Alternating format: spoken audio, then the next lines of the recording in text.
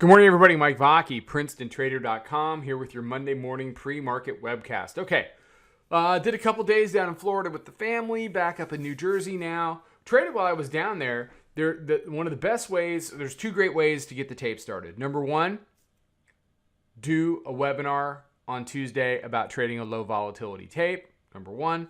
Number two, go on vacation for a couple of days. So we had some nice, it's still directionally, it's still up. But the ranges have widened out. The bears, at one point in the day on Thursday, Friday, were able to expand the range to the downside. That has been, the bulls have done their part to expand the ranges to the upside. They haven't really finished very well. The problem for the last 2 weeks, 2-3 weeks, has been the bears cannot expand the range to the downside. They started to do that unsuccessfully, but the mere fact that they're trying to do it every day means you're going to get a lot better trading tape than what we've had. So what do we have heading into today? Pretty tame overnight. Did another new all-time high overnight, 25.7725. You see here the hourly mid-band is trying to hold. It held on Europe Open. So for me, two areas we've got to look at. Hourly mid-band, 74.40. You've got the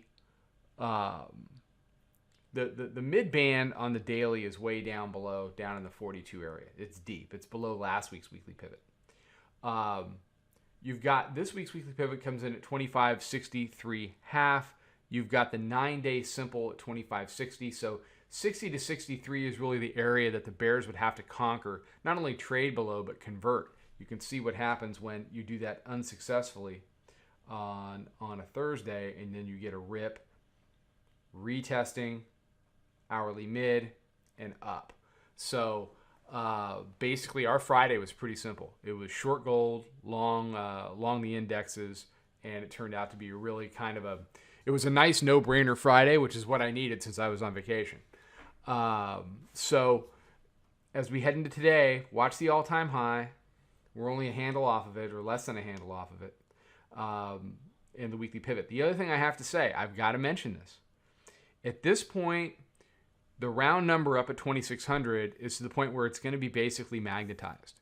And I know it's difficult to wrap your head around the fact that we're going to go print 2,600, but as long as these dips keep getting bought and the tape is slowly trending to the upside, that's where the bleed is going to go.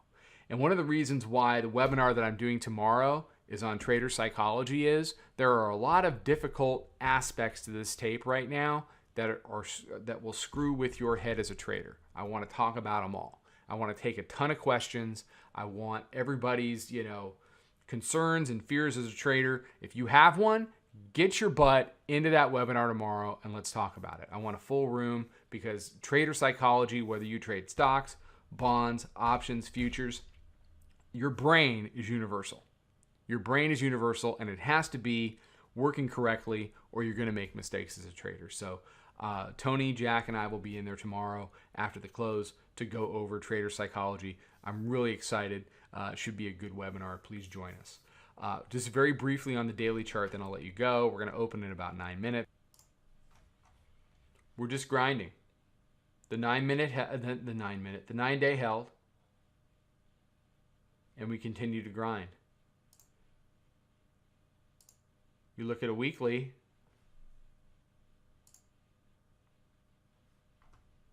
the 9-day and the weekly holds, the 9-day, the weekly mid-band held, and you've got 1, 2, 3, 4, 5, 6. It'll be 7 weeks now of an upper band ride on the weekly chart. That's that's a lot for the bears to have to overcome, and they're not going to overcome it instantaneously. Watch the weekly pivot. Watch the 9-day 60 to 63 will be the key to whether the bears can even get into the conversation of taking control of this tape. All right, trade them well. I'll see you for a midday update. Follow us over on Twitter, Instagram, and Snapchat at Princeton Trader. Check us out on Facebook and join us for a free trial at www.princetontrader.com. Trade them well.